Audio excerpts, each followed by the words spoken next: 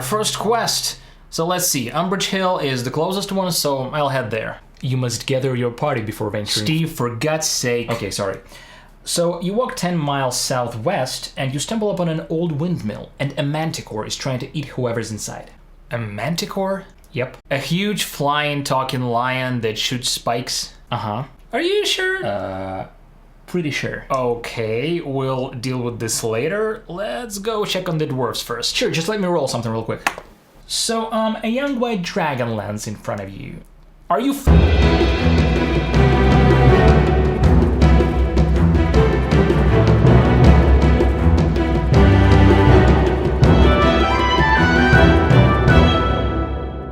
In this quest, the party has to go to Umbrage Hill and escort the lady who lives there back to the town because it's dangerous out there while the dragon is flying around.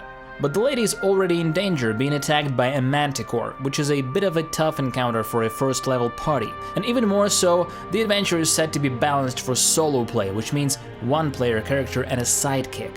So hear me out, I'm not against such challenges, and in fact I ran it for a solo player almost as it is, and it was fun. But I'm an experienced DM, and that was an experienced player. She was a bit surprised and alert, but she got creative and eventually fooled the manticore into flying away. The problem I have with this is that it's supposed to be an introductory product, but in my opinion it really lacks some guidance. There are two hints on how to have a non-lethal outcome here. Characters can fight or negotiate with a manticore, which seizes its attacks and flies away if given at least 25 gold pieces in treasure or a few pounds of meat. And in the monster description at the end it says, if a manticore sees an advantage to be gained by sparing a creature's life, it does so, asking for a tribute or sacrifice equal to its loss of food.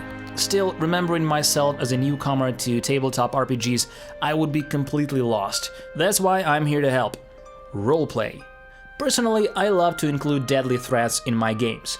This forces my players to find creative decisions using diplomacy or trickery. And it helps D&D feel less like a video game where everything is often scaled to fit your level. So the first thing I did was grabbing my monster manual and looking for inspiration in Manticore's description. And one thing caught my eye, and it was that a manticore denigrates their foes. I thought it was hilarious, so I googled a whole bunch of old-fashioned insults and curses to weave into its speech, and it made the monster very memorable. Think of something like The Witcher 3, for example. The game, as much as the books, has some really bizarre insults.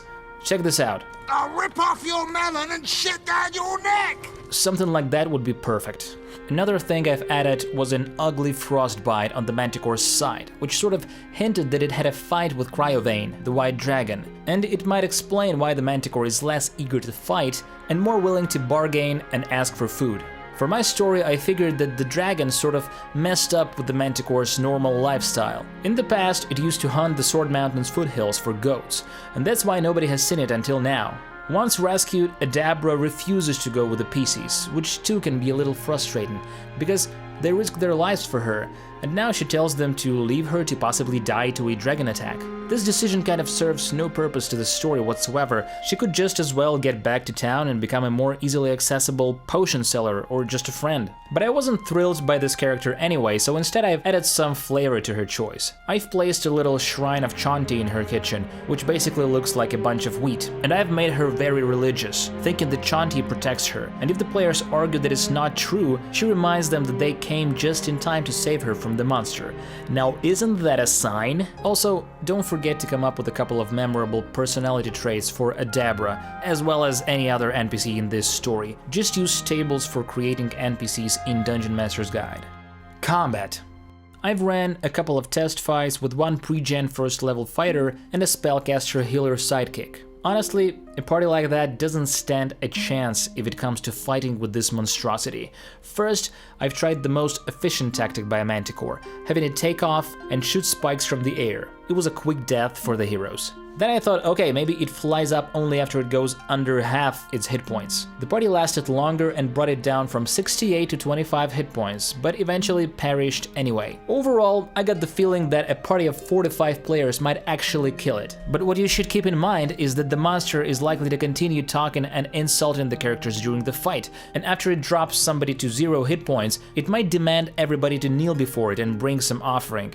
Then if the party insists on continuing the battle and somebody dies, at least you'll know you've done everything you could. All in all, I dig that the authors try to force the players to be creative. I just wish they took more time to encourage them with good advice. But hey, more work for me, more fun for you. And that's it for today's quest. Let me know in the comments how did it go for your party. Share your D&D stories, ask questions, and I'll definitely answer them. Thank you so much for watching, and I'll see you in the next one.